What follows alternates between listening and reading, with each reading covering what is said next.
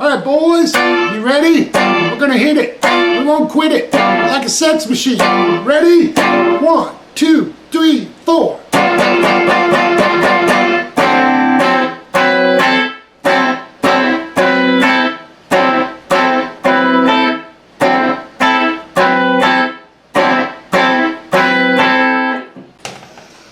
Welcome everyone. Great song by James Brown. I was actually surfing the Midnight Special, which just has a plethora of old rock songs, and they have a great video. I'll put a link to it below here of Sex Machine. James is just on fire. He does the happy dance. They go into another tune. I can't remember the name right now. But anyhow, it reminded me of a great blues person who I've enjoyed over the years, seen a few times, Tommy Castro, and he just killed on his version of this, which really follows the James Brown. It's even in the same key. This Tommy Castro version I'm speaking of, where he does a very similar intro, much more elegant than me, but is off his Live at the Fillmore, a fantastic album. I'll put a link to this YouTube song there also below the video, along with my notes. I wrote this out. So there's really 2 chords to this version and to James' song. All right, it's a G ninth and a D ninth. We're gonna add a step away on the first string. All right, this will be a B note on this D ninth, which makes it a D 13th. Same with the G ninth, we're going to make it a G 13th. All right, these are great chords to practice.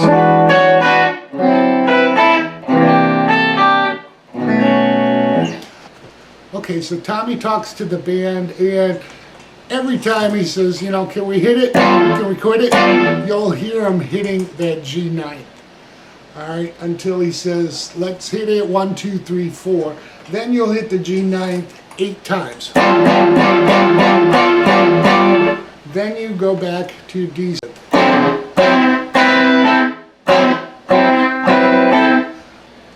So what we're going to do is hit down on the D ninth twice and take off your fingers between, so it's staccato. And then we hit with our pinky down on the B note, the D 13th, and then lift it off and upstroke back to our D ninth. All right, so we have this. 1, 2, 3, 4.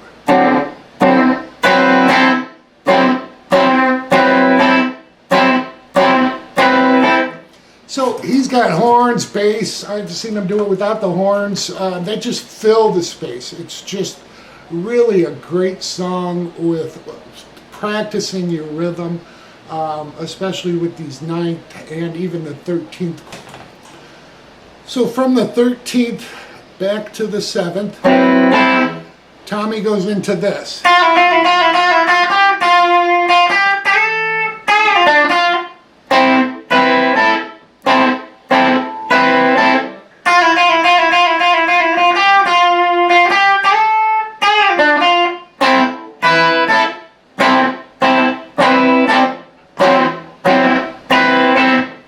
So you can see he went back into it in between the licks. So we'll talk about that because he skips 1 time on the D7th.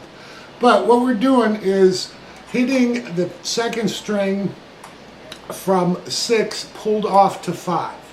All right, we're going to do that a total of 6 times.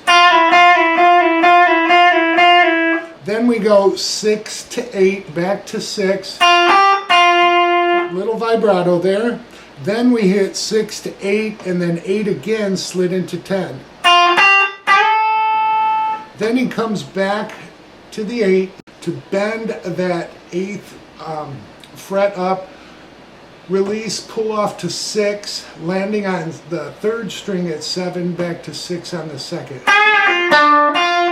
All right, then he goes into 1 set. So you don't have to play the whole chord, just do the top half of it. So we're going to go through 1 downstroke and then the 13th back to the 7th. Then he does a full set. Then the lick repeats.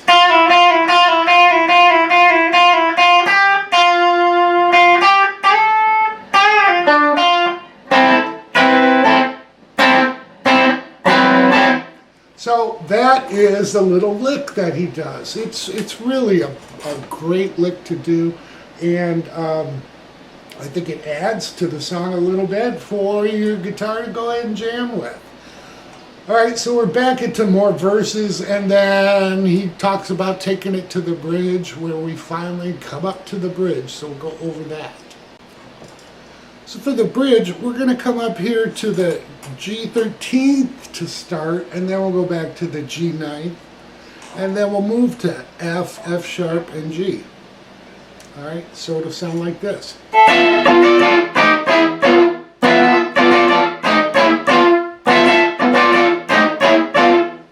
Alright, so what we're doing there, we're going to hit this G13th with a down, up, a down, then a muted as we lift off the string, and then another down, up, down on the actual G9. And then we just move back to our F, just a full step, but we're going to move a half step up back to the G.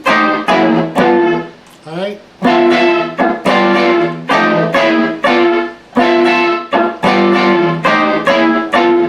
So it's really, you know, upstrom, however you're comfortable playing it, really doesn't matter.